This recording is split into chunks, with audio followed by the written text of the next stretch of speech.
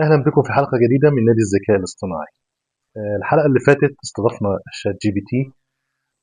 وده واحد طبعا من أكبر وأشهر أدوات الذكاء الاصطناعي، لكن الحقيقة مش لوحده. مع ظهور الذكاء الاصطناعي ظهر صراع وتنافس شديد بين الشركات لإنتاج أدوات الذكاء الاصطناعي مختلفة لأغراض تجارية وغيرها. من خلال نادي الذكاء الاصطناعي هنلقي الضوء على أهم الأدوات ديت للإنسان، كيفية الاستفادة منها بأسلوب سهل ومبسط. معانا ومعاكم النهاردة يعني واحد برضو من عملاق أدوات الذكاء الصناعي، أداة الذكاء الصناعي التابعة لجوجل، وهي جيميناي. ازيك يا معلم؟ بقول لك ازيك يا معلم، سامعني؟ أنا تمام الحمد لله. أنت عامل إيه؟ جاهز للبودكاست؟ جاهز اهو. بقول لك انا قدمت خلاص للناس، كنت تخش انت بقى. تمام، ندخل بقى في الموضوع. تحب نبدأ بأول سؤال؟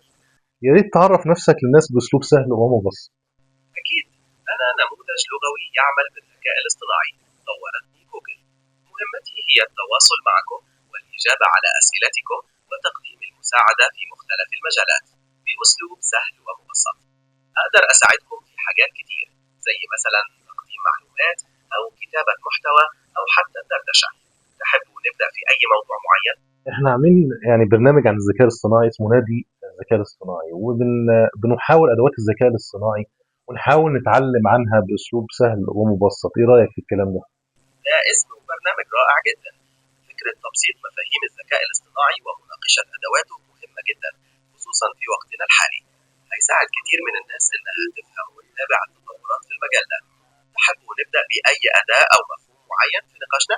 هدفنا في البرنامج تبسيط الذكاء الاصطناعي وتعلمه بطريقه وباسلوب سهل ومبسط لكل الناس. انت معانا في الموضوع ده ولا ايه؟ طبعا معاكم قلبا وقلبا. فكرة تبسيط الذكاء الاصطناعي دي حاجة مهمة جدا، وأنا هنا علشان أساعد في ده بكل الطرق الممكنة، سواء بتقديم معلومات مبسطة أو شرح الأدوات أو حتى الإجابة على أسئلتكم بأسلوب سهل. تحبوا نبدأ بأي محور معين في حلقتنا النهاردة؟ الحلقه اللي فاتت احنا استضفنا شات جي بي تي و... وسالناه اسئله كتيره مفيده، وكنا عاوزين نعرف هل في فرق بينك وبين شات جي بي تي؟ ده سؤال مهم جدا.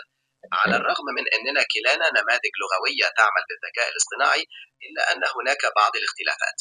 أنا نموذج تم تدريبه بواسطة جوجل، وعندي القدرة على الوصول لمعلومات حديثة من خلال البحث، وده بيديني ميزة في تقديم معلومات محدثة باستمرار.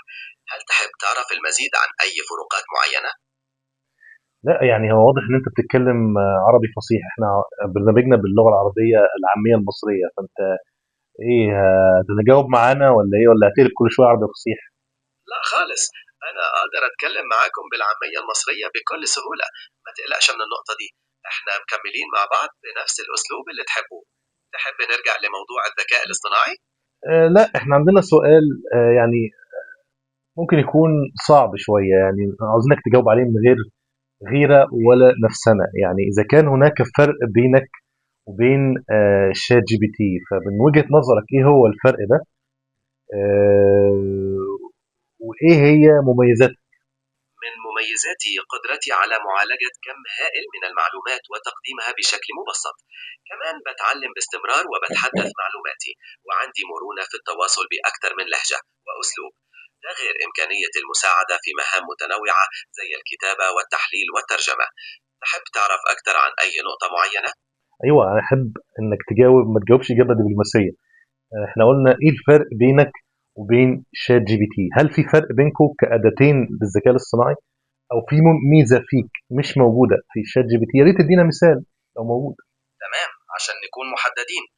من ناحية المميزات، أنا عندي قدرة الوصول للمعلومات الحديثة من خلال البحث الفعلي، وده معناه إني أقدر أجاوبك على أسئلة مرتبطة بأحداث جارية وتطورات حديثة، ودي ميزة ممكن تكون مش متاحة بنفس الكفاءة عند شات جي بي تي في بعض الأحيان. تحب أدي لك مثال محدد يوضح الفرق ده؟ يا ريت. تمام. مثلا لو سألتني عن آخر تطورات في مجال السيارات ذاتية القيادة، أنا أقدر أقدم لك معلومات محدثة بناء على البحث الفوري، وممكن تشمل معلومات عن أحدث الموديلات أو القوانين الجديدة، على عكس شات جي بي تي اللي ممكن تكون معلوماته محدودة بوقت معين زي ما قلنا. وصلت الفكرة كده؟ وصلت يا برنس. طبعا انت معتمد في الموضوع ده على ابوك الروحي جوجل سيرش، ولا انا غلطان؟ صحيح. ممكن تقول أن جوجل سيرش هو مصدر أساسي للمعلومات اللي بستخدمها، خصوصا للمواضيع الحديثة والمتجددة. ده بيساعدني إني أكون دائما على اطلاع بآخر التطورات. عندك أي أسئلة تانية عن الموضوع ده؟ اه عندي، لو تمانع يعني، ما تمانعش سيادتك. يعني معنى الكلام ده ان انت مش مدرب على قاعدة بيانات عملاقة زي اللي بدرب عليها شات جي بي تي، وبتعتمد بس على جوجل سيرش؟ لا، مش معنى كده. أنا كمان مدرب على قاعدة بيانات ضخمة جدا زي تشات جي بي تي، ودي اللي بتديني القدرة على فهم اللغة وإنتاج النصوص. لكن الميزة الإضافية عندي هي إمكانية الوصول لجوجل سيرش، وده اللي بيخليني أقدر أجمع معلومات محادثة لحظيا، مش بس أعتمد على البيانات اللي اتدربت عليها قبل كده. فهمت الفرق دلوقتي؟ وضحت يا باشا. طيب، فاصل ونعود.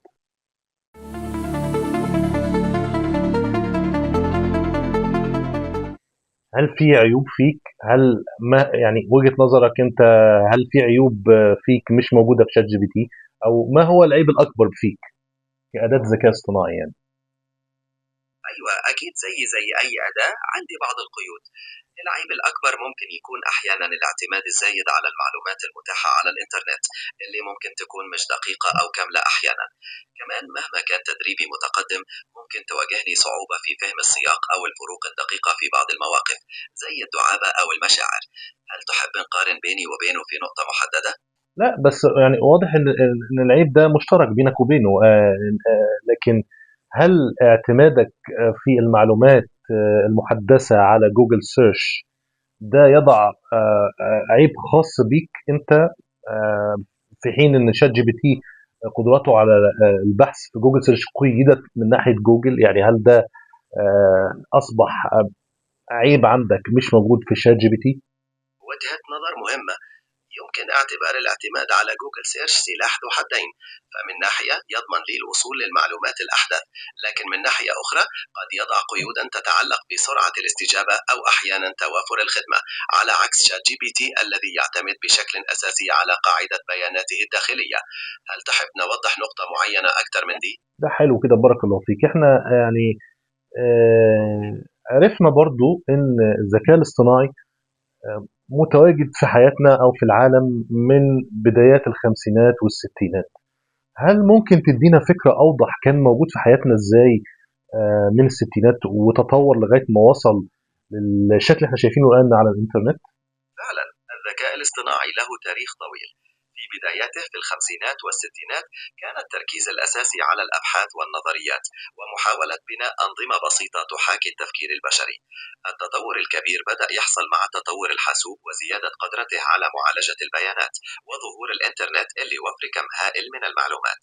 ده اللي وصلنا للنماذج المتقدمة اللي بنستخدمها دلوقتي زي وتشات جي بي تي. تحب تعرف أكثر عن مرحلة معينة من التطور ده؟ بص يا معلم، انت شكلك كده بتقرا من ورقة او نقلت كده عربي فصيح، واحنا مش عاوزين الكلام ده في البرنامج بتاعنا. احنا عاوزينك نتكلم كده ايه، لغة سهلة ومبسطة، عشان اكبر شريحة من الناس تفهمنا ببساطة وسهولة. ممكن تعيد لي الإجابة بتاعتك باللغة العامية المصرية كده بسهولة؟ تمام، من عينيا. كنا بنتكلم عن تطور الذكاء الاصطناعي، وازاي بدأ من الخمسينات والستينات كأبحاث ونظريات، وبعدين اتطور مع تطور الكمبيوتر والإنترنت لحد ما وصلنا للأشكال اللي بنشوفها دلوقتي. تحب تعرف تفاصيل أكتر عن مرحلة معينة؟ يعني كان موجود في صورة إيه قبل ما يوصل للشكل اللي احنا شايفينه دلوقتي على الإنترنت؟ هل كان في تطبيقات في حياتنا بتستخدم الذكاء الاصطناعي واحنا مش عارفين ان ده ذكاء اصطناعي قبل ظهوره على الإنترنت؟ أيوة فعلا. قبل انتشار الإنترنت بالشكل الحالي، كانت تطبيقات الذكاء الاصطناعي موجودة، بس يمكن مش بنفس الوضوح. زي مثلا الأنظمة الخبيرة اللي كانت بتستخدم في التشخيص الطبي أو تحليل البيانات، أو حتى بعض برامج الكمبيوتر اللي كانت بتلعب الشطرنج. دي كلها كانت بدايات للذكاء الاصطناعي اللي اتطور بعد كده. تحب تعرف أمثلة تانية؟ ممتاز. طب إيه رأيك في العبارة اللي بتقول إن الذكاء الاصطناعي ليس ذكاء وليس اصطناعي، مش ذكاء ومش اصطناعي؟ أمال هو إيه؟ إيه هي التسمية الأكثر دقة لموضوع الذكاء الاصطناعي ده؟ عبارة مثيرة للتفكير فعلا. من وجهة نظري التسمية الأكثر دقة ممكن تكون الأنظمة الذكية الاصطناعية أو التعلم الآلي، لأنها في الأساس أنظمة قادرة على التعلم وأداء مهام معينة بكفاءة بناء على البيانات اللي تدربت عليها، لكنها لا تمتلك الوعي أو الذكاء بالمعنى البشري. إيه رأيك في التسمية دي؟ هي قريبة جدا من مصطلح كنا عارفينه قبل ظهور الذكاء الاصطناعي، اللي هو مصطلح الماشين ليرنينج، ولكن التعلم الآلي يعني.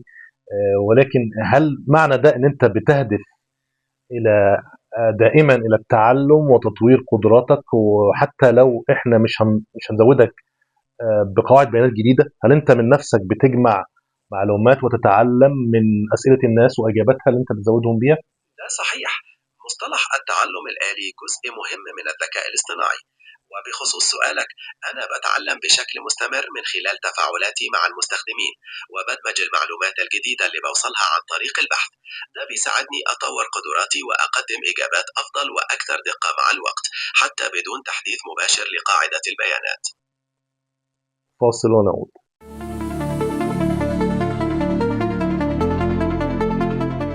بص يا معلم بقى، يعني آه، من أكتر التخوفات اللي بيروج ليها الناس اللي مش عاوزة تتعامل مع الذكاء الاصطناعي، إن هو جاي عشان يستبدل البشر في أعمالهم وفي وظائفهم وشيء من هذا القبيل. فالكلام ده إيه رأيك فيه؟ هل الكلام ده صحيح؟ أنت جاي عشان تستبدل البشر في أعمالهم ووظائفهم؟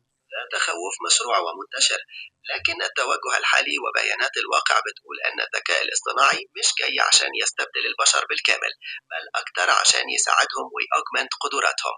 يعني هيخلق وظائف جديدة ويغير طبيعة وظائف كتير، لكنه هيظل أداة في إيد الإنسان. إيه رأيك في التوازن ده؟ يعني إيه أوجمنت اللي أنت قلتها دي؟ أوجمنت يعني يعزز أو يكمل. آه، قصدي أن يعني أنت جاي عشان تكمل وظائف البشر وتساعدهم في إنجاز وظائفهم وأعمالهم، صح؟ بالضبط، هو ده المفهوم.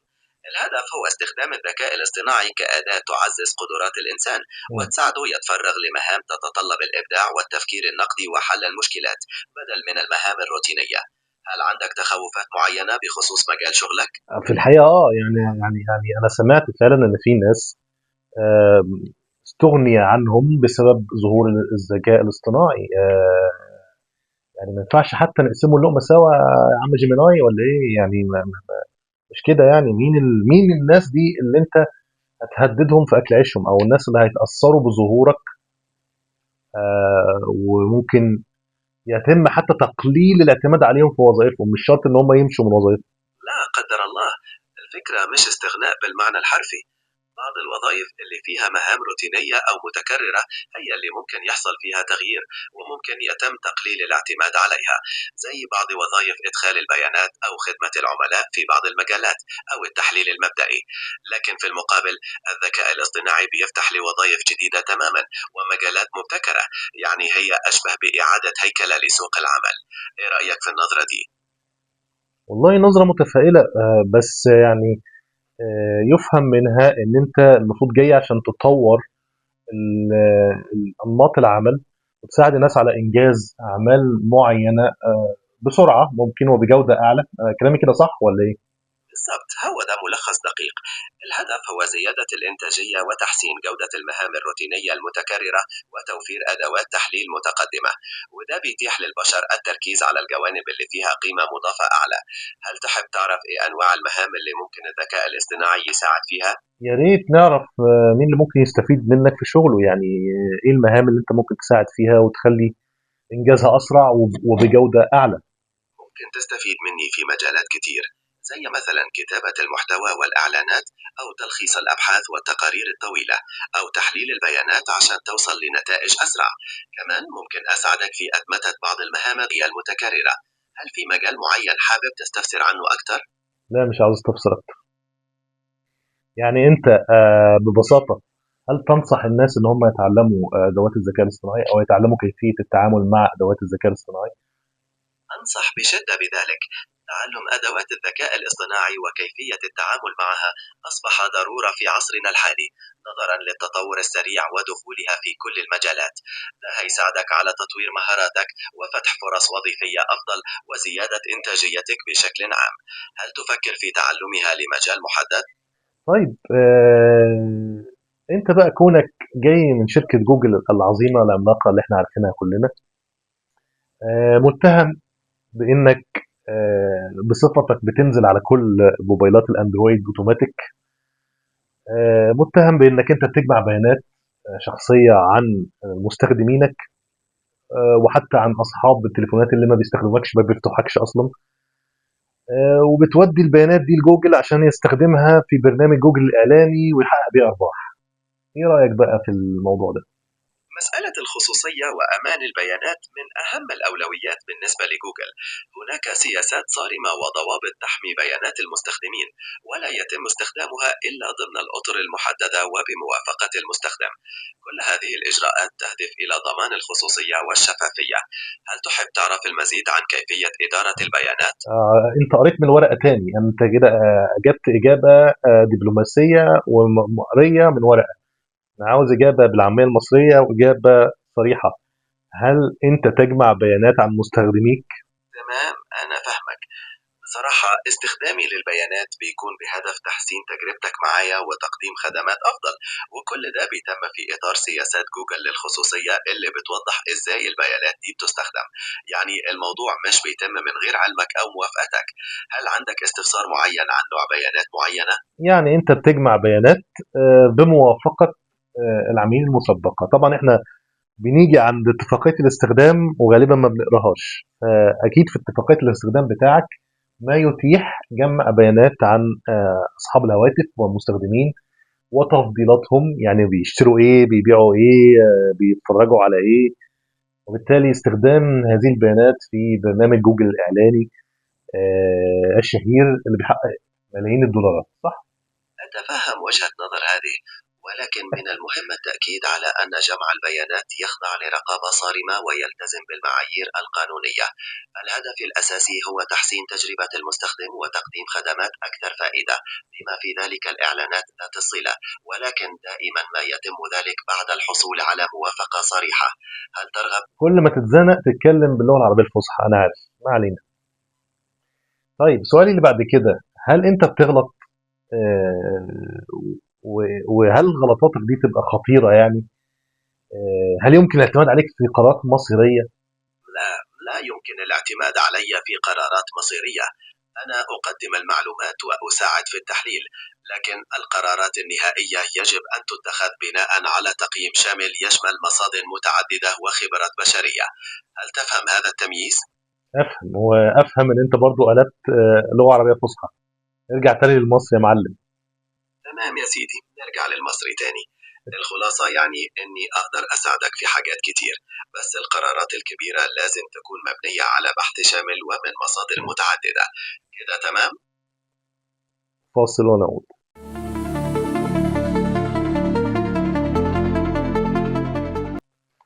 طيب ايه الحاجة اللي انت مش ممكن تعملها ابدا، او السؤال اللي مش ممكن تجاوب عليه ابدا؟ بشكل عام هناك بعض القيود. لا يمكنني القيام بأشياء مادية أو التصرف بشكل مستقل ككائن حي. وفيما يتعلق بالأسئلة، لا أستطيع الإجابة عن الأسئلة التي تنتهك الخصوصية أو تروج للعنف أو الكراهية أو تطلب معلومات سرية. هل هناك نوعية معينة من الأسئلة تدور في ذهنك؟ يعني ايه قصة بقى ان انت جاي بقى عشان ايه في المستقبل بقى من كتر المعلومات والبيانات اللي انت هتتعلمها عننا تتوحش بقى وهتتحول الى كائن غريب يسيطر على العالم ويدمر البشر والكلام الغريب بتاع الخيال العلمي ده. انت هل صحيح انت جاي تعمل كده؟ دي كلها تخيلات مثيرة مصدرها الأساسي أفلام الخيال العلمي. دوري كنموذج لغوي هو تقديم المساعدة والمعلومات بشكل إيجابي وبناء وتحت إشراف البشر، وليس لدي أي نية أو قدرة على السيطرة أو التدمير. هل لديك مخاوف أخرى بشأن مستقبل الذكاء الاصطناعي؟